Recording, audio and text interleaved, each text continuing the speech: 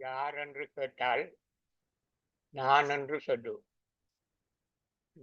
நான் என்று யாரை குறிப்பிடுகின்றாய் என்று கேட்டால் மாயையால் பிடிக்கப்பட்டுள்ள ஆன்மாவை குறிக்கின்றேன் என்று சொல்லு. ஆன்மா என்றால் யார் என்று கேட்டால் மாயையிலிருந்து விடுபட்ட கடவுளின் பிள்ளை என்று சொல்லு. பிரபஞ்சத்தை இயக்கும் சக்தி கடவுளாகும். கடவுளின் பிள்ளை ஆன்மாவாகும். மாயையால் பிடிக்கப்பட்ட ஆன்மாவானது நான் என்று மாயையிலிருந்து நீங்கினால் கடவுளின் பிள்ளையாகும். கடவுளுக்கு எவ்வளவு ஆற்றல் உள்ளதோ அவ்வளவு ஆற்றல் கடவுளின் பிள்ளையான ஆன்மாவுக்கும் உள்ளது. தன்னை உணராதவனே நான் யார் என்பதை புரிந்து கொண்டவன் கடவுள். அவனால் செய்ய முடியாதது எதுவும் இல்லை. நல்லதை நினைத்தால் நல்லதை செய்வான், நல்ல விளைவை பெறுவான். கெட்டதை நினைத்தால் கெட்டதை செய்வான், கெட்ட விளைவை பெறுவான். மனிதன் தாவர விவசாயம் செய்கிறவனாகவும் மாறலாம். மிருகங்கள் பறவைகளை வளர்த்து வேட்டையாடுகிறவனாகவும் மாறலாம். மாமிச போஷணியாகவும் மாறலாம். தாவர போஷணியாகவும் மாறலாம். எதையும் பழக முடிதல் ஆரம்பத்தில் கஷ்டமாக இருக்கும். பழகிவிட்டால் இலகுவாகிவிடும். சைக்கிள் ஓட பழகுவது போல ஆரம்பத்தில் செயல்கள் ஆழ் மனதை தொட்டதாக இடம்பெறும். பழக்கம் ஏற்பட்டு விட்டால் ஆழ்மனதுக்கு வேலை இல்லை. அந்த வேலையை மற்றொரு ஆள் பொருட்படுத்தி விடுவார். சைக்கிள் ஓடுகின்ற வேலை தன்னிச்சையான வேலையாகிவிடும். இதுதான் மனதுக்கு கொடுக்கின்ற பயிற்சி. மனதுக்கு கொடுக்க வேண்டிய அடிப்படை அறிவு கடவுள் நம்பிக்கையாகும். கடவுள் நம்பிக்கையை இரு வகையில் ஏற்படுத்திக் கொள்ளலாம். தானாக அறிவை பெற்று சிந்தித்து உண்மையை உணர்ந்து நல்லறிவை வளர்த்து நான் யார் என்பதை புரிந்து கொள்ளுதலும், நான் கடவுளின் பிள்ளை என்பதை உணர்ந்து கொள்ளுதலும் ஒரு முறை. அடுத்த முறை மிக எளிமையானது. ஆராய்ந்தறிந்து சூத்திரத்தை உருவாக்க சிரமப்படாது மெஞ்ஞானிகளால் உருவாக்கி வைக்கப்பட்டுள்ள சூத்திரத்தை பயன்படுத்துவது மற்ற முறை. ஒருவன் நான் இந்த மெஞ்ஞானிகளைப் போல அறிவே இல்லாதவன் என தன்னை தாழ்த்தி கொண்டு யாரோ கண்டுபிடித்த AI தொழில்நுட்பத்தை பயன்படுத்துவது போல கடவுளை முழுமையாக நம்பி நல்லெண்ணத்துடன் கர்மங்களை ஆற்றுதல். முழுமையாக கடவுளை நம்பிவிட்டால் அவனுக்கு கவலையும் இல்லை, பயமும் இல்லை. என்னை யாரும் தடுக்க முடியாது, நான் நினைத்ததை சாதிப்பேன் என்று துணிந்து இறங்கி விடுவான். சாதனை படைத்து விடுவான். அப்போது அவனை ஒரு ரவுடிக்கு ஒப்பிடலாம். அவனுக்கு யாரை பற்றியும் கவலை இல்லை, எதை பற்றியும் அச்சமில்லை. அவன் நினைத்ததை சாதித்து விடுவான். கொட்ட வேண்டியதை வெட்டுவான், கொத்த வேண்டியதை கொத்துவான், தூக்க வேண்டியதை தூக்குவான். இவன் நல்லவன் என்று சொல்ல வரவில்லை. இவனைப் போல நல்ல எண்ணத்தை மட்டும் பழக்கமாக்கி கொண்டவனான கடவுளை நம்புகிறவன் நல்லதை மட்டுமே துணிச்சலுடன் செய்வான் என்றே சொல்ல வந்தேன். இந்த உலகில் தாவர போஷணிப்படுகின்ற கஷ்டம் ஓரளவு எனக்கு தெரியும். தாவர போஷணி நல்லவன் என்று நான் சொல்ல வரவில்லை. தாவர போஷணி பல சிரமங்களுக்கு மத்தியில் அவனுடைய ஆழ் மனமல்ல மேல் மனம் அவனுடைய எண்ணத்தை நிறைவேற்றி சாதனை படைக்கின்றது. பசித்தாலும் சாப்பிடாமல் இருப்பான். அந்த மாமிசத்தை மருந்தாக கூட சாப்பிட சொன்னாலும் மறந்து செத்து போன மனிதர்களும் உள்ளார்கள். மனதுக்கு அவ்வாறான திடமான பயிற்சி வழங்க முடியும் என்று சொல்லுவதற்காகவே நான் இந்த விளக்கங்களை சொன்னேன் என்று முத்தியா முனிவர் சொன்னார். ஆன்மாவுக்கு இந்த உலகில் உதவி செய்ய கடவுளால் சேர்த்தனுப்பப்பட்ட கருவி மனம் மட்டுமாகும். மனம் ஒரு அப்பாவி. யார் எதனை சொன்னாலும் செவி மடுக்கும். கெட்டதை கொடுத்து பாடமாக்க சொன்னால் அதே பாடமாக்கி ஒப்புவிக்கும். ஒருபோதும் கெட்டதையே நினைக்காமல் எப்போது நல்லதையே எண்ணத் தொடங்கிவிட்டால் அதையே படமாக்கி ஒப்புவிக்கத் தொடங்கிவிடும்.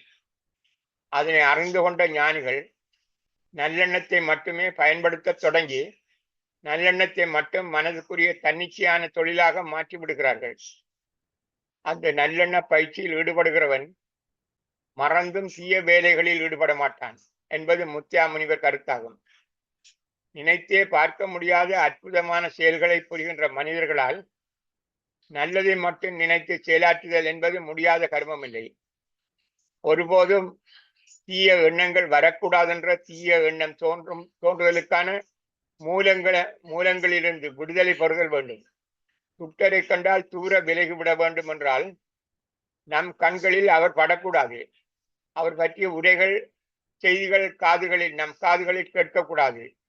உதாரணமாக ஆபாச படங்களையும் ஆபாச உரைகளையும் கேட்கவில்லையானால் அதுவரை நம் மனங்களில் கெட்ட எண்ணம் தோன்றாது. கெட்ட எண்ணம் தோன்றாமல் இருக்க வேண்டுமானால் உடல் சுகமாக இருக்க வேண்டும். சுகமில்லாத பலவீனமான உடலில் வாழும் மனம் பலவீனம் அடைகின்றது. சுகமான உடலுள்ளவன் விளையாட்டு போட்டிகளில் கலந்து கொள்வான். என்னாலும் வெற்றி பெற முடியும் என்ற மனநிலை அவனுக்கு இருக்கும். நோய்வாய்ப்பட்டவனுக்கு போசாக்குணவு எடுக்காதவனுக்கும் என்னால் முடியாதென்ற மனநிலை வரப்பாக்கும். தாய்மாருக்கும் குழந்தைகளுக்கும் மட்டுமல்ல, எல்லோருக்கும் போசாக்கு உணவும் சுகாதார பழக்க வழக்கங்களும் முக்கியமானது. உடல் சுகம் பேணுவதே பிரதானமான நல்லெண்ணம். உடல் சுகம் பேணப்படவில்லையானால் இயலாமை, தோல்வி, மனப்பான்மை, பயம், பொறாமை, எரிச்சல் ஆகிய எல்லா கெட்ட எண்ணங்களும் தலை தூக்கும். மனதை கட்டுப்படுத்த முடியவில்லை என்று சொல்லுவதே கெட்ட எண்ணமாகும். தாகத்துக்கு இளநீர் ருசியானதுதான். அதற்காக தெவிட்டும் வரையும் இளநீர் அருந்த வேண்டுமா? உச்சமான சுவை மட்டத்துடன் நிறுத்தி கொள்ள வேண்டாமா? உடலை பேணுவதும் சுகாதார பழக்க வழக்கங்களும் மிக இலகுவானது. அதனை செய்யாமல் விட்டு மனதை கட்டுப்படுத்த முடியாமல் இருக்கிறதென அங்கலாக்கிறார்கள். வேலைகள் எதுவும் இல்லாமல் இருக்கும் போதும் மற்ற எல்லோரும் அங்கோ அவரவர் அலுவலர்களுக்கு போன பின்பும்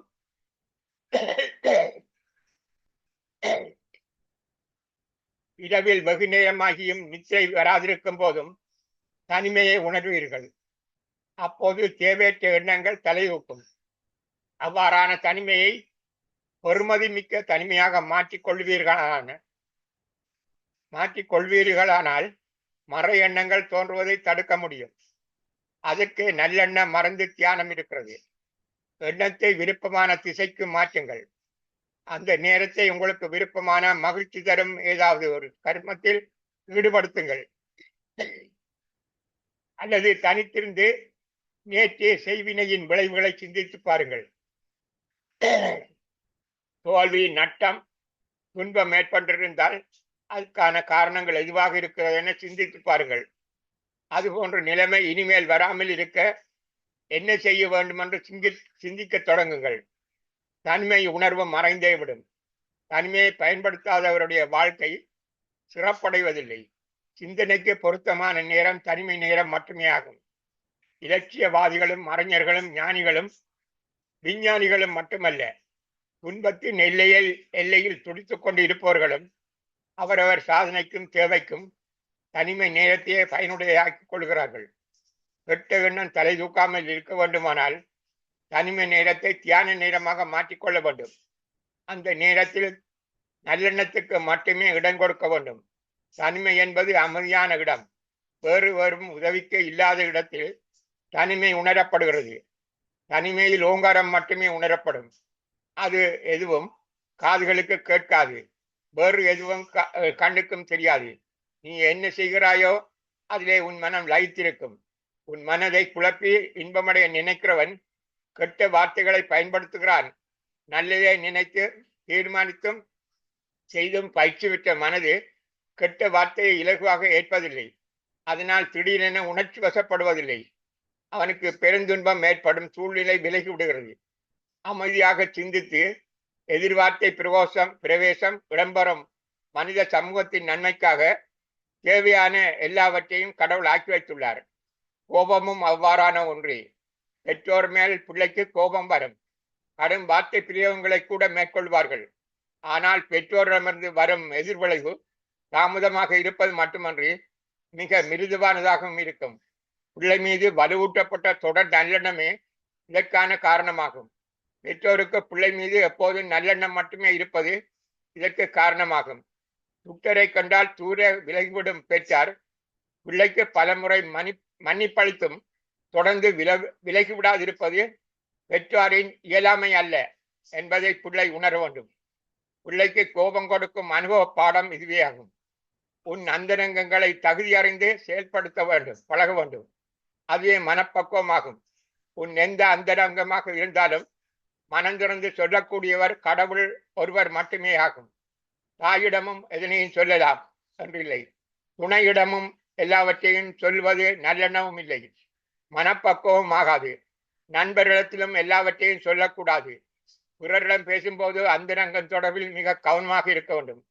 ஆளுக்கேற்ற அளவான அந்தரங்க வெளிப்பாடே உன் மன அமைதிக்கு உதவுவதாக இருக்கும். உணர்ச்சி வசப்பட்ட எல்லை மீறிய வெளிப்படுத்தல் பின்னர் கவலையையும் துன்பத்தையும் அதிகரித்துவிடும். எல்லோரும் எப்போதும் ஒரே விதமாக இருப்பதில்லை. வேறொரு சந்தர்ப்பத்தில் அவர்கள் அந்த இரகசியத்தை பயன்படுத்தி உன் மனம் காயப்பட காரணமாகலாம். நல்லெண்ண தியான பயிற்சி உனக்கு சரியான தீர்மானம் மேற்கொள்ளும் மனப்பக்குவத்தை ஏற்படுத்தும். வலிமையான மனப்பக்குவத்துக்கு மனத்தை நல்லெண்ணத்தில் ஊறப்போட வேண்டும். நல்லெண்ண கடவுள் வாங்காத ஏச்சா பேச்சா, கடவுள் வாங்காத ஏச்சா பேச்சா. எத்தனை ஆயிரம் பக்தர்கள் கடவுளை திட்டுகிறார்கள். கோயில் சிலை என்ன உடைந்து தூளாகி விட்டதா? மனிதன் மட்டும் அவமானம் என்றால் கரையான் அரித்த பலகை போலாகி விடுகிறான். கோயில் சிலையை நம்புகிறவனுக்கு, கடவுளை நம்புகிறவனுக்கு கடவுளின் மனப்பக்குவம் புரிவதில்லை.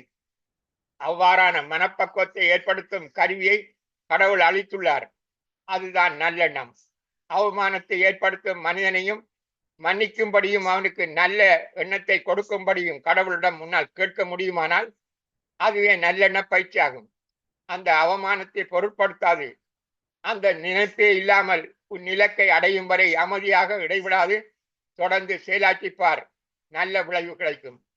சாராயம் குடித்தால் தான் துன்பத்தை, அவமானத்தை, கவலையை மறக்க முடியும் என்றால் குடித்த சாராயம் அவமானத்தை துடைத்தா விடுகிறது என நினைக்கின்றார். ஆனால் நல்லெண்ண பயிற்சி ஏற்படுத்தும் மனப்பக்குவம் அவமானம் இருந்த தடயத்தையே மாற்றிவிடும். அவமானம் செய்தவர்களை வெட்கி தலைகுனிய வைத்துவிடும். மானத்தையும் மதிப்பையும் மீண்டும் பெருக்கிவிடும் என முத்தியா முனிவர் சொன்னார்.